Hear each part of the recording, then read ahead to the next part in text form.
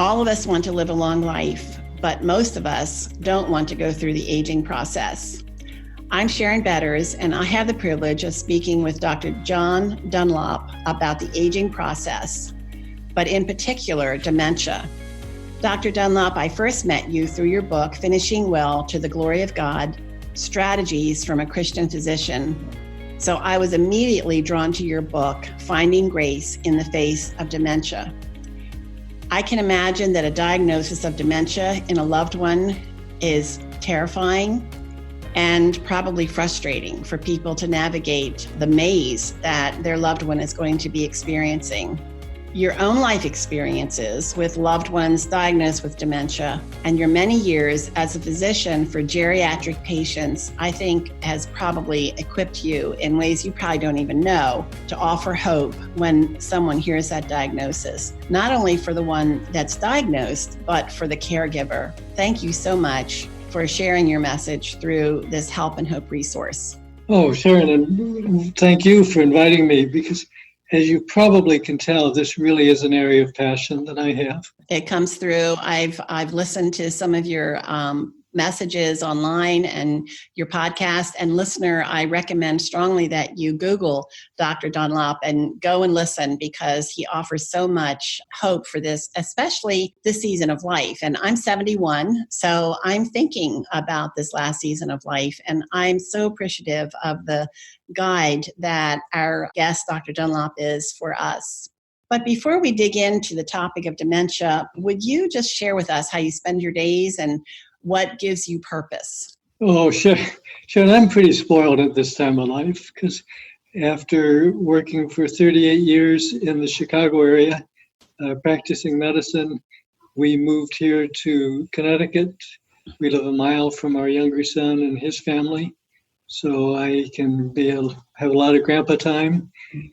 But Yale was gracious enough to let me work 3 days a week seeing patients, which is still something I so much enjoy doing, and doing a little bit of teaching at the medical school, and then working with some of the Christian medical students, both through our church and on campus.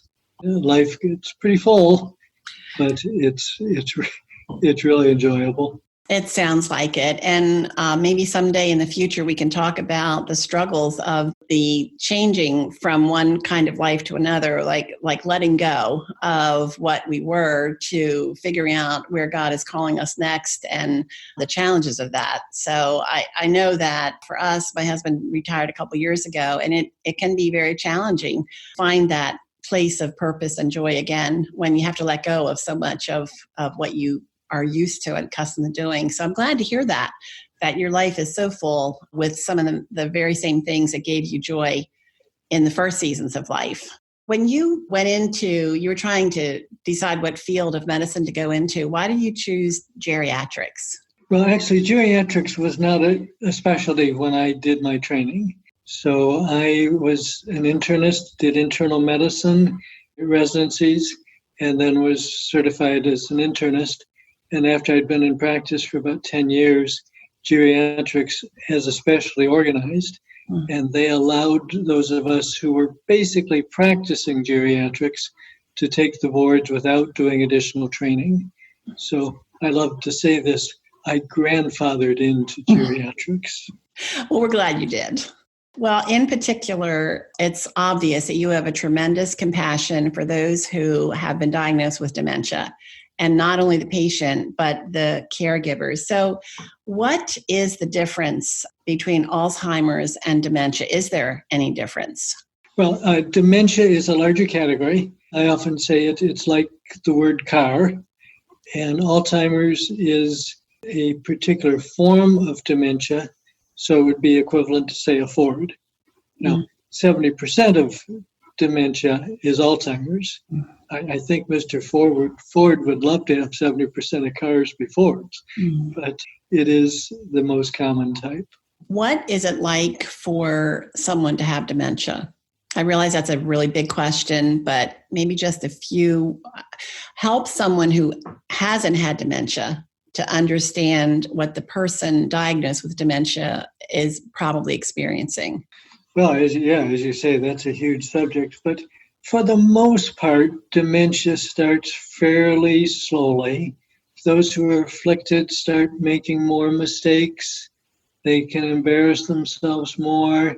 They don't remember quite as well as they did. Now, I often have to tell people, forgetting people's names and stumbling over nouns is part of normal aging. Everybody thinks when they forget a name that that's a sign of dementia. It usually is. I mean, sometimes it will be. But they start, their memory lapses start having more of an impact on their lives. And they feel frustrated, they're embarrassed, they know they're not functioning as well as they used to, and it's really hard. And then you go in more to the second stages of dementia, where people really start needing help. They can't live independently anymore. And then it's even more embarrassing, it's even more frustrating. People know that they're declining. And then in the third stages of dementia, people are totally dependent. They really can't do anything for themselves. And actually, come that stage, I don't find it nearly as frustrating to the patient. It can be more frustrating to the caregiver, but the patient himself is kind of, as often sits there with mind kind of empty and not really thinking much. And at that time, I think one of the biggest things they can feel sometimes is loneliness. And that's when they need other people around them, because even though, well, I remember my mother-in-law who was getting into more severe dementia, and she was in a facility that was quite close to my office, and I would stop by at the end of work every day. And then one day she told Dorothy, she said, John doesn't love me anymore.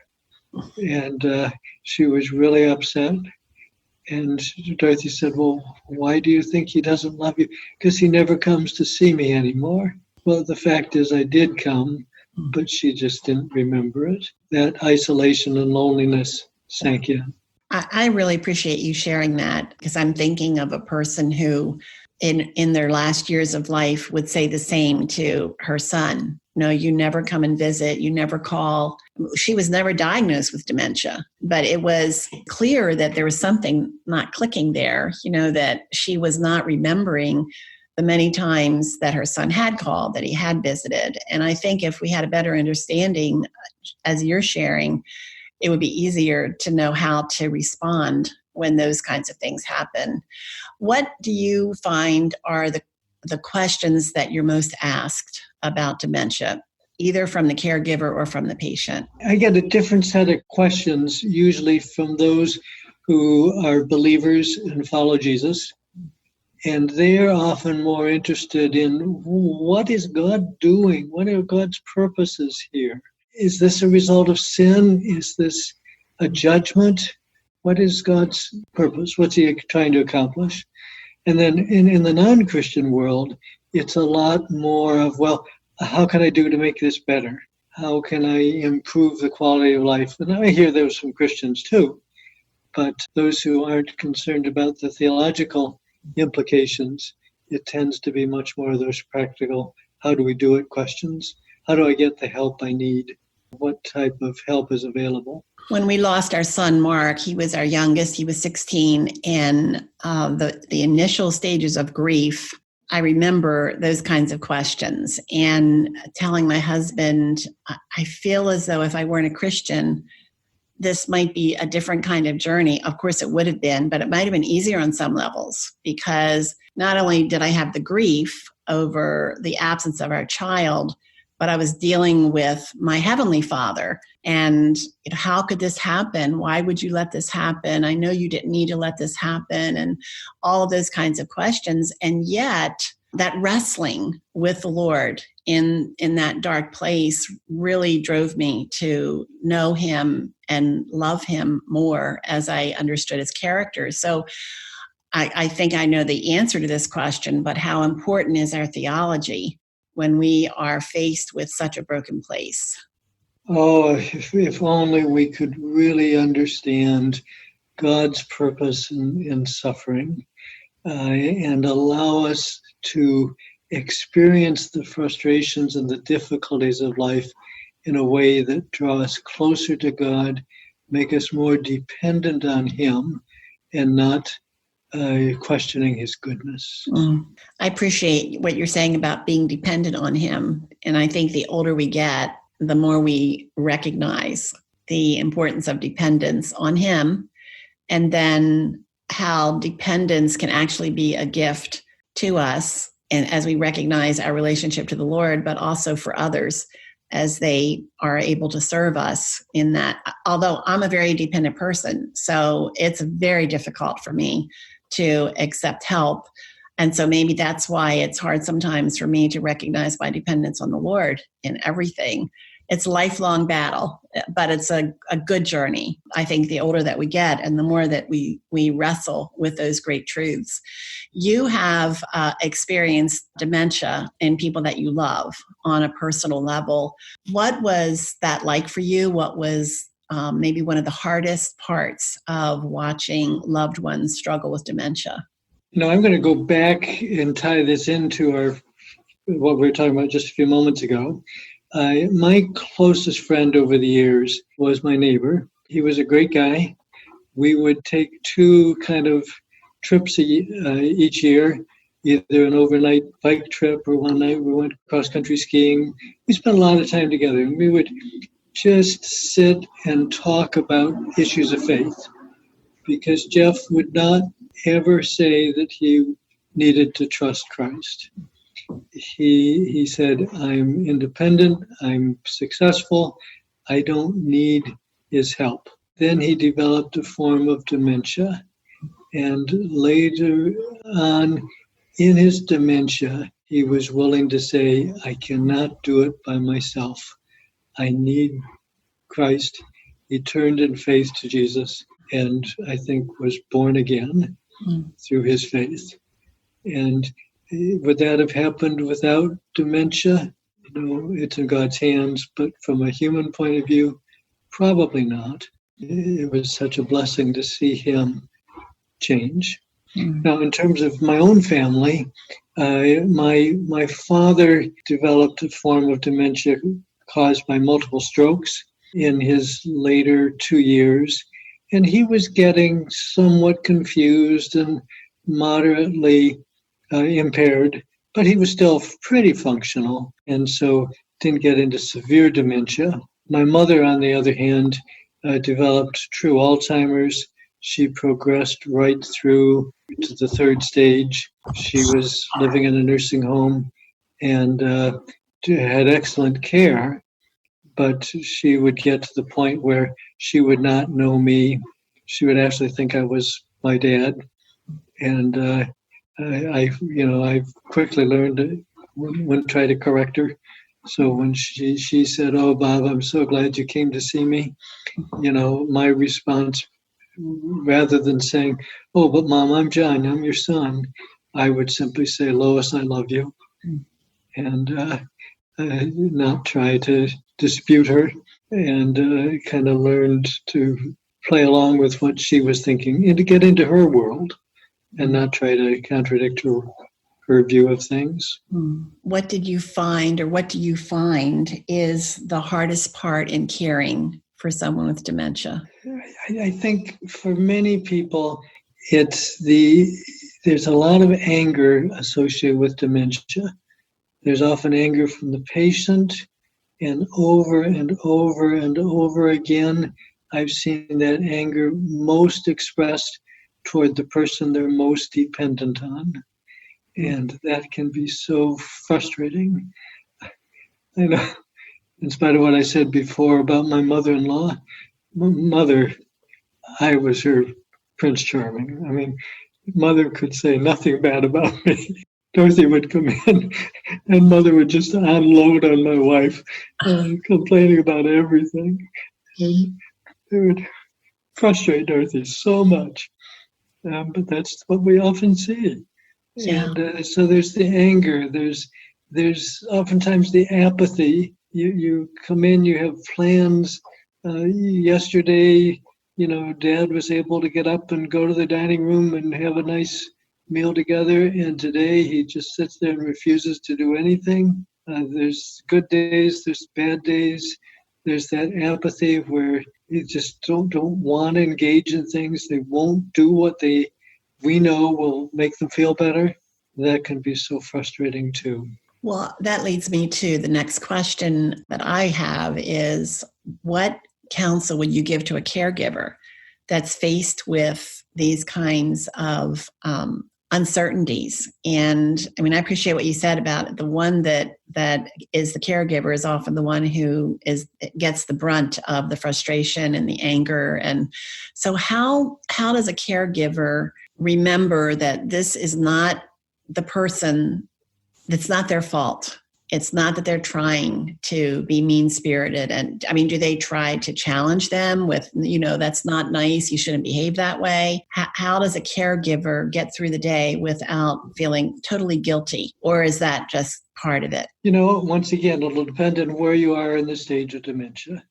Early in dementia, practicing reality, kind of helping people get back into reality can work. But later in dementia, it just has to be you have to validate what they're thinking, like I did with my mom. It is sort of vary a lot. I imagine that I mentioned guilt, but I imagine that that's a big issue for caregivers is I haven't done enough, or I was impatient, I shouldn't have gotten angry. What does a caregiver do with their guilt? Sometimes it just requires biting our tongues, realizing that God is in control. This is not a horrible tragedy that He is not in control of. Sometimes we need to recognize that God uses dementia in the life of the caregiver, that this is a experience the caregiver is going to grow from. It's not always easy. Most of us love the image of our being clay and God being the potter. But, not many of us would want to be flopped down on a wheel and spun around at 500 RPMs and have our rough edges knocked off. And sometimes dementia does that for the caregiver. But we have to pause and ask, who more would we want to be our potter? Who more can we trust to grow us, to mature us, to knock those rough edges off than our loving Father? Well, it kind of goes back to what you were speaking to earlier about dependence, that as painful and I just can only imagine the painfulness of a loved one going through this and being the caregiver and watching and knowing that there's very little you can do to help them regain a quote unquote normal life. And so you have to have someone to run to with that helplessness. And to those who love Jesus, drives us to the cross and really, I think, presses us into that need, that recognition that He alone is our rest, our rescue, our refuge. Psalm 62, David talks about that, about how God alone, it's often called the alone psalm because over and over again he says, God alone, God alone. And I appreciate what you're saying about how it is like being put on that potter's wheel and God alone is the one on whom we ultimately can depend and run to. I think it's important. We've been talking about faith. Obviously, your faith is important to you. So you have often said that those with dementia do not diminish in their intrinsic value because they are image bearers, even though they have dementia.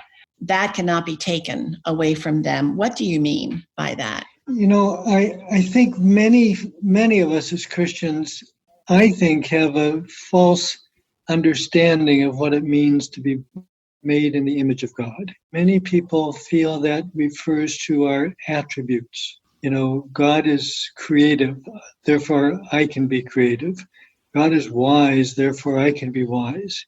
And I think in some ways there's truth there, but I think the true image of God goes far deeper than that, in that it's an intrinsic property that we all have. And the importance of this is to recognize that our human dignity is rooted in our being made in God's image, and we do not lose that dignity when we no longer reflect some of those attributes of God.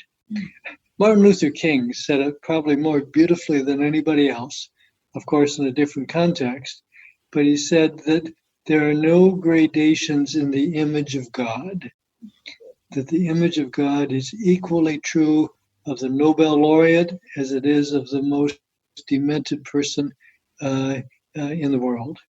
And we need to keep that in mind, because the image of God was not lost by the fall. It's interesting, Genesis 9 talks about our being made in God's image.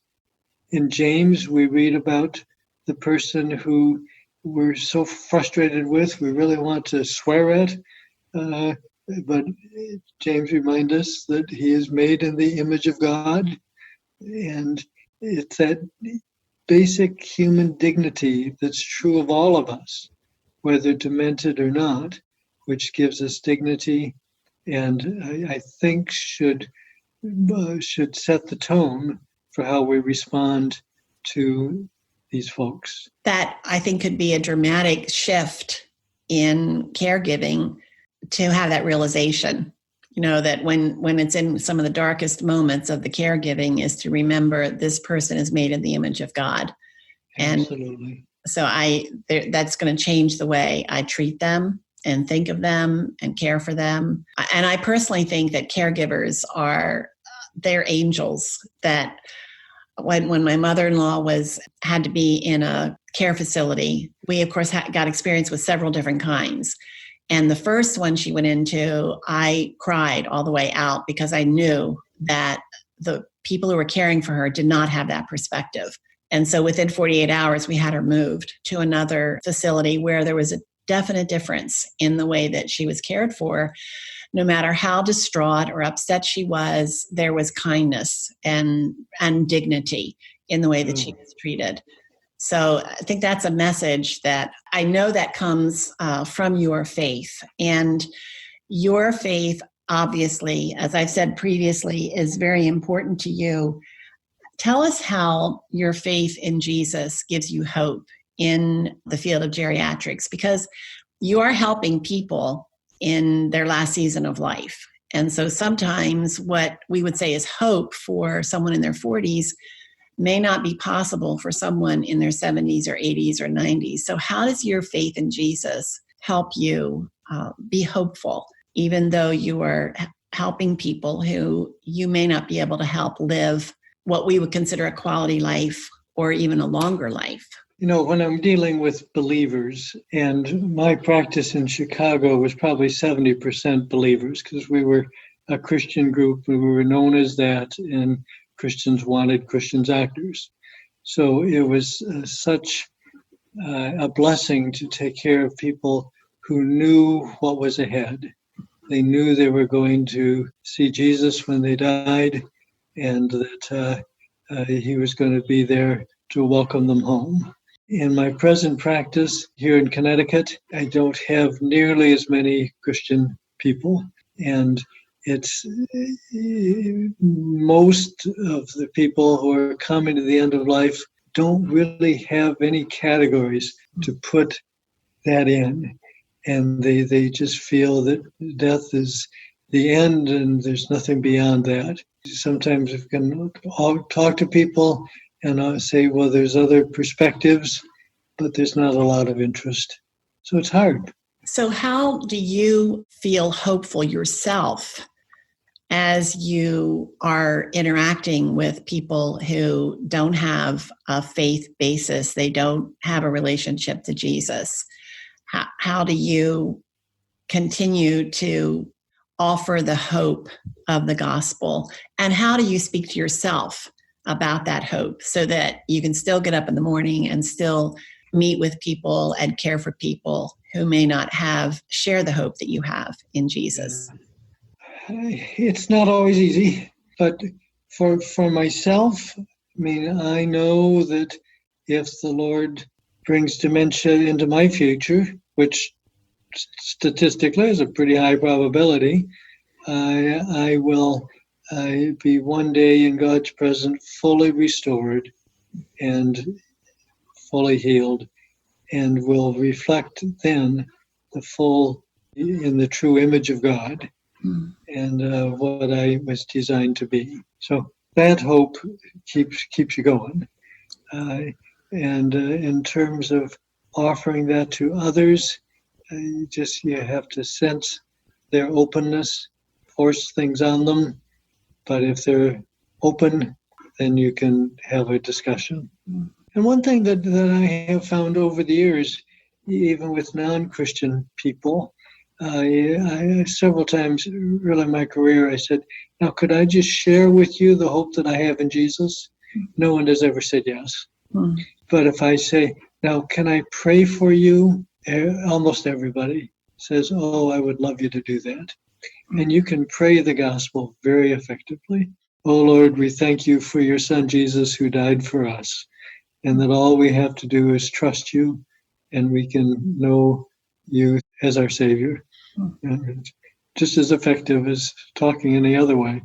Dr. Dunlop, thank you so very much for sharing in such a rich conversation. I personally could sit for hours and pick your brain and talk about this topic and aging, finishing strong, because it's on my mind a lot personally. But it's also, I would say to our listeners, don't wait until you're in this season of life to start thinking about these things. Start thinking about finishing strong when you're young. I know when I was in my early 20s, I began to see the difference between aging people who were life givers and those who were life takers. And I knew that I wanted to be the life giver for as long as God gave me the ability. But I also knew that I couldn't wait until I was old to become that sweet little old lady that I needed to start when I was young. So I heartily recommend Dr. Dunlop's books. We will have links to them on our website at markinc.org. That's markinc.org. And he has written, as I said earlier, one on finishing well to the glory of God. And the second that I'm familiar with is Finding Grace in the Face of Dementia. But there are other books that he has written. And as I said earlier, Google Dr. Dunlop and you'll find where you can hear him speak and share even more in a really powerful way. So thank you so much for listening. I encourage you to go to markinc.org, where you will find more resources like this, more stories like this, where we try to offer help and hope through the stories of people who have experienced life crises that are often experienced in isolation. They're hard to know how to help the person who is experiencing those places. And of course, dementia is one of those places where we really need a lot of guidance and help in coming alongside of those who are struggling, but also help the caregivers. So thank you again for listening. And I pray that you have been encouraged by this Help and Hope interview, and that you will let us know how God has used it to encourage you in your own life.